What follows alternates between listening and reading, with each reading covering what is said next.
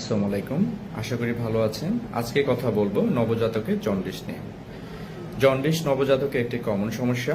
অনেক বাচ্চারই এই জন্ডিস দেখা দিতে পারে, তবে বেশিরভাগ ক্ষেত্রে চিকিৎসার প্রয়োজন নেই। এটাকে আমরা বলে থাকি ফিজিওলজিক্যাল জন্ডিস বা স্বাভাবিক জন্ডিস, যা আপনা আপনি ভালো হয়ে যায়।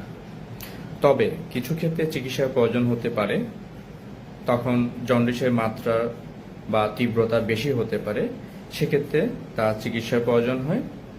এখন কাদের ক্ষেত্রে এই মারাত্মক জন্ডিস বা প্যাথোলজিক্যাল জন্ডিস হতে পারে? এক নম্বর হচ্ছে বাচ্চার মায়ের ব্লাড গ্রুপ যদি নেগেটিভ হয়। দ্বিতীয় হচ্ছে বাচ্চার মায়ের ব্লাড গ্রুপ যদি ও পজিটিভ হয়।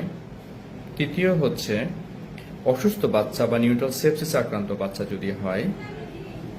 চতুর্থ হচ্ছে বাচ্চার মায়ের গর্ভকালীন সময়ে যদি মা ডায়াবেটিসে আক্রান্ত হন তাদের বাচ্চার ক্ষেত্রে।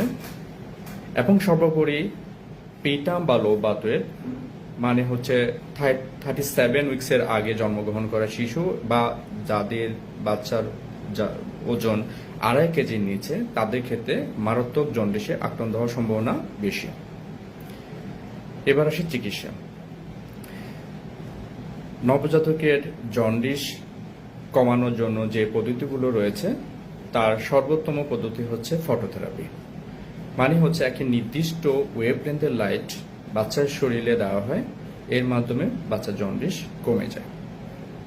এবং আরেকটি পদ্ধতি হচ্ছে এক্সচেঞ্জ ট্রান্সমিশন, মানে এটাকে নির্দিষ্ট তীব্র মাত্রার যদি জন্ডিস, এটা আমাদের একটা চার্ট আছে, এই চার্টের উপরে যদি যায় সেক্ষেত্রে তাকে রক্ত পরিবর্তন করা লাগে। জন্ডিসের চিকিৎসায় কিছু ভ্রান্ত ধারণা আছে। একটি বিষয় হচ্ছে সূর্যের আলো। সূর্যের আলো তো আল্ট্রাভায়োলেট রে আছে, কিন্তু ফটোথেরাপিতে যে নির্দিষ্ট ওয়েভলেন্থের লাইট শরীরে দেওয়া হয়, সূর্যের এই ওয়েভ লেন্থ দিনের কোন সময় থাকে সেটা বলা মুশকিল। উল্টো সূর্যের আলো দিয়ে জন্ডিস কমাতে গেলে বাচ্চার জন্ডিস আরো বেড়ে যেতে পারে, বাচ্চার ডিহাইড্রেশন হতে পারে, বাচ্চার নিউমোনিয়া লেগে যেতে পারে। তাই বাচ্চা মারাত্মক জন্ডিস সন্দেহ হলে, বিশেষ করে যদি হাত এবং পায়ের তালু হলুদ হয়ে যায়, সেটা একটা মারাত্মক জন্ডিসের লক্ষণ। সেক্ষেত্রে অবশ্যই চিকিৎসকের শরণাপন্ন হবেন। ধন্যবাদ। আসসালামু আলাইকুম।